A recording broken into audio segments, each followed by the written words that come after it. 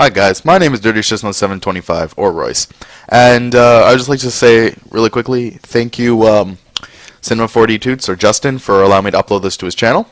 And today I am going to be showing you guys how to make a refraction cube in Portal 2, just like this one. And then we're going to go into Photoshop afterwards and do the lasers and stuff like that. Okay, so let's begin. You're going to load up Cinema 4D. And I have my HDRI already put in. I will put that in the description for you if you want, or you can use any one you have or want. And so to start off, we're going to use a cube. And you go to this tab if you don't know and find the cube shape. And once you have your cube, we're going to be using the I don't know how to pronounce it, the bool tool to cut out a lot of the cube. So the first thing you're going to want to do is make a cylinder. And press R, or rotate it 90 degrees. Or not 90, oops, why isn't it rotating? 90 degrees, there we go.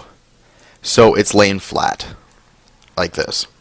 And actually, I want to move everything up 100, just so it's laying straight on the plane, so I don't have to do it later. Excuse me. Okay, so now we moved it up 100.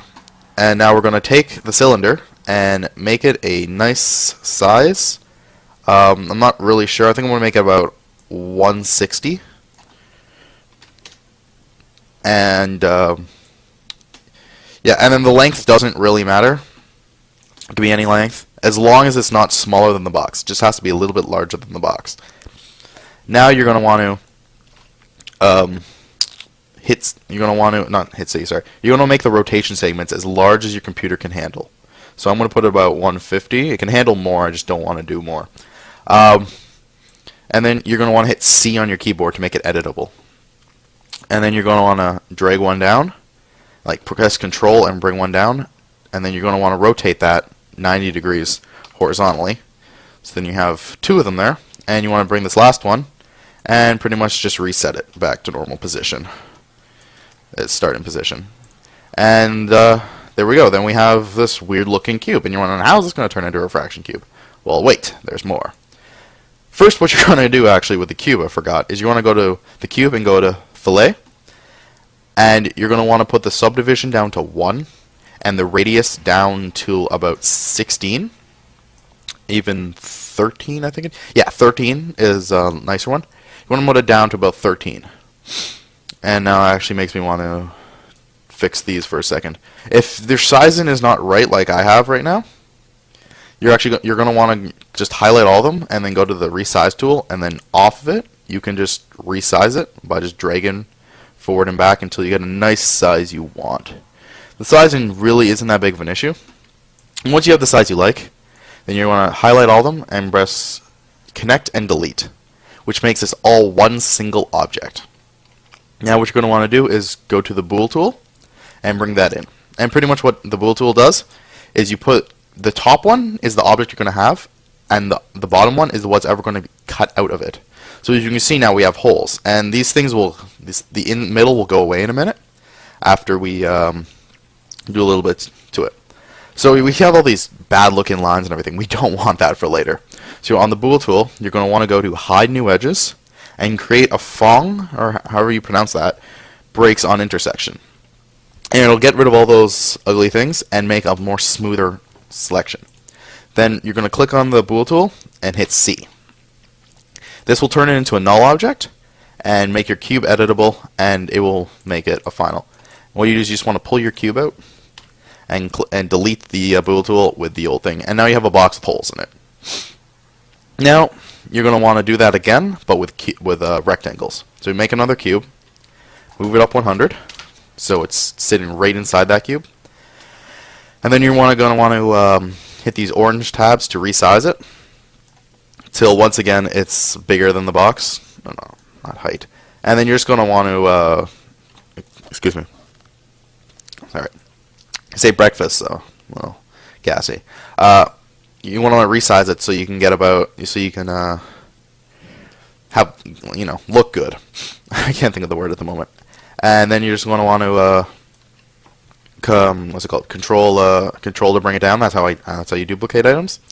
and you're going to want to rotate this 90 degrees on the B, and then you're going to want to make another one, and you're going to want to rotate this 90 on the H, on the rotation. I don't know why it's HPB, but and then you're going to have it cut out again, and you're just going to go over them again, press C to make them editable, and then go down to connect and delete. So now it's one object again. And then you're going to go to the bool tool and do the exact same thing as last time with the exact same settings.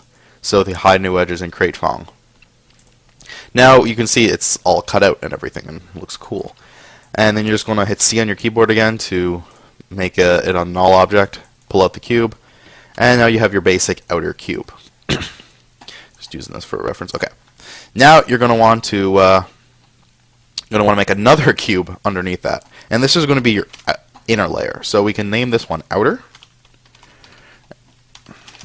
There's a U, not a Y. Outer and inner. And so on this inner one, we're going to want to do a fillet again, or fillet. Yeah, it's fillet, not fillet. I don't know how to pronounce that. I'm bad at pronouncing things. And you're just going to want to find where it sits pretty. You want to have some pretty small edges, so I'm going to say about 5. But now it's too big. So what you want to do is you're going to take the resize tool again, and you're just going to size it till it fits inside. And yeah, it looks good there. So yeah, until it there we go. Now we're gonna go back to the outer. We're gonna go click on the use polygon tool for the sides. We're gonna hit Control A, which will select all of them. You're gonna right click and go down to extrude. And you're going to want to extrude the basic settings that are all here. Just keep them for, I believe they're the same for both R12 and R11.5. And if I didn't say that earlier, I am using 11.5 for this, as you can tell by the color of the cube. Excuse me. I'm really gassy today.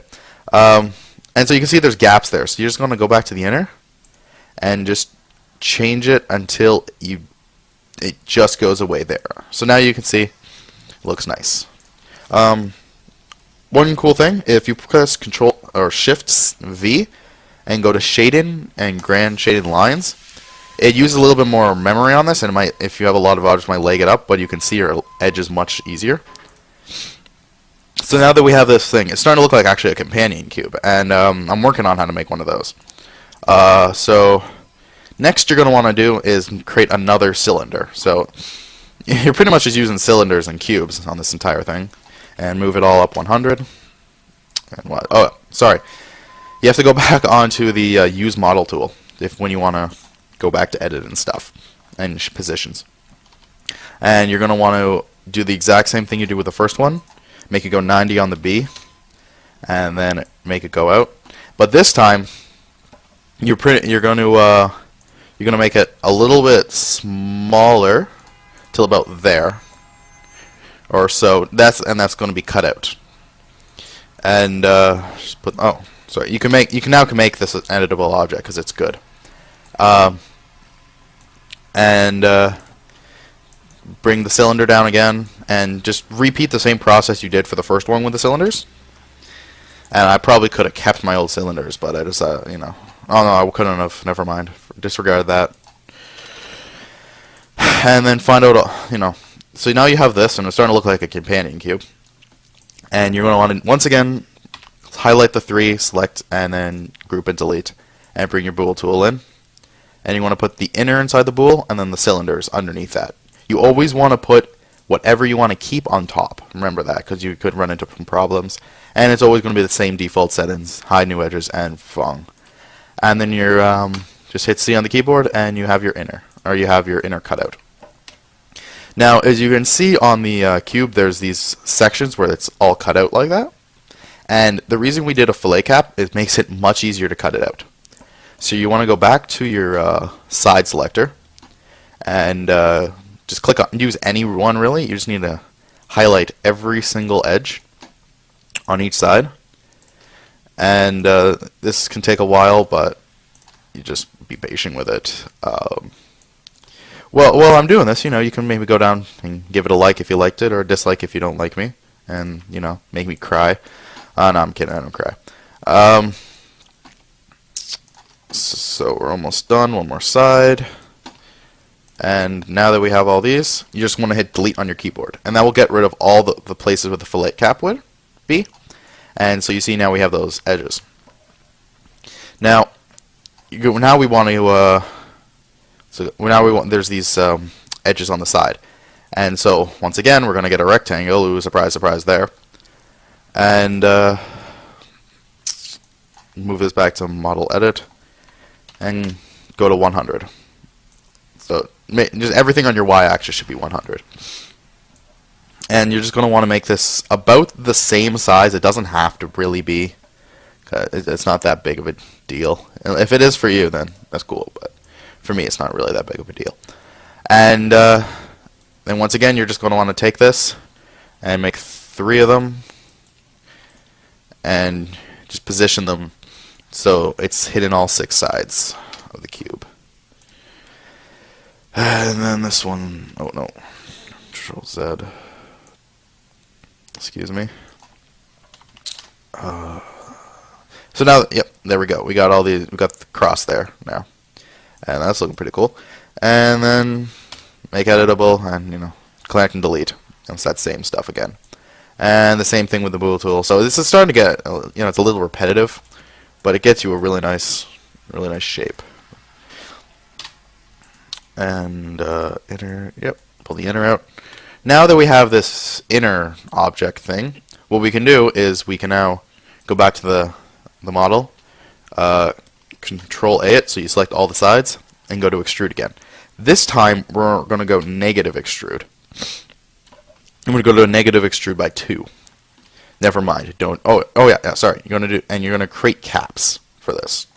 So what it'll do is it'll extrude inward, so we can keep this exact same size for the outer layer, and it's just going to extrude. And then you press create caps, so it won't look bad. And if we highlight it now, it's looking pretty cool.